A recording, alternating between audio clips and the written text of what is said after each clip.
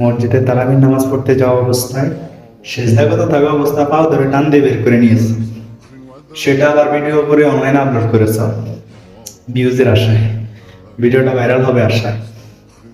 তবে তোমার কি এটা ভালো মতো ধারণা আছে এই ভিডিওটা শুধু মুসলিমদের কাছে নয়, সারা বিশ্বেই ছড়াবে। তবে ভিডিওটা যখন অন্য একজন অমুসলিম ভাই এই ভিডিওটা দেখবে, তখন নিশ্চয়ই এই মুসলিম ধর্মটা নিয়ে সমালোচনা সৃষ্টি হবে। তাদের মনে খারাপ চিন্তা ভাবনা জাগবে যে মুসলিম ধর্ম তো এরকম না। তাহলে তোমাদের কারণে যে আজকে মুসলিমদের অপমানটা হইতেছে, এটা কি তোমরা ভালো করে জানো? এই যে এই কাজগুলো করতেছ, আসলে যে একদিন ধরে ধরতেছি কিছু বলতেছি না আর কি, যে কাজগুলো করতেছে, যে মুসলিমের অপমানটা করতেছে, এর জন্য তুমি দায়ী। একটা ভিডিও আপলোড করেছো ভাইরাল হওয়ার আশায়, তাও মসজিদে সেজদাগত থাকা অবস্থায় তাকে পাও ধরে টান দিয়ে বের করে তারপরে ভিডিও করছো।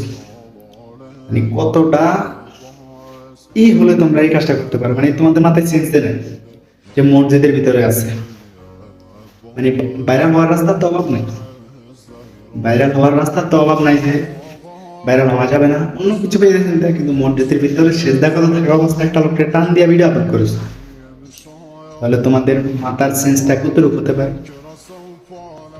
এই বিষয় নিয়ে আন্তরিকভাবে সরকারের কাছে আহ্বান জানাচ্ছে যে এরকম ধরনের কুকর্ম যারা করে, যারা ইসলামের বিরুদ্ধে কিংবা ইসলাম নিয়ে সমালোচনা করার জন্য এই ভিডিওগুলো যারা করে, তাদের বিরুদ্ধে আইনগতভাবে ব্যবস্থা নেওয়ার জন্য সরকারের কাছে আহ্বান জানাচ্ছি। আসসালামু আলাইকুম। صيد الثروة خاك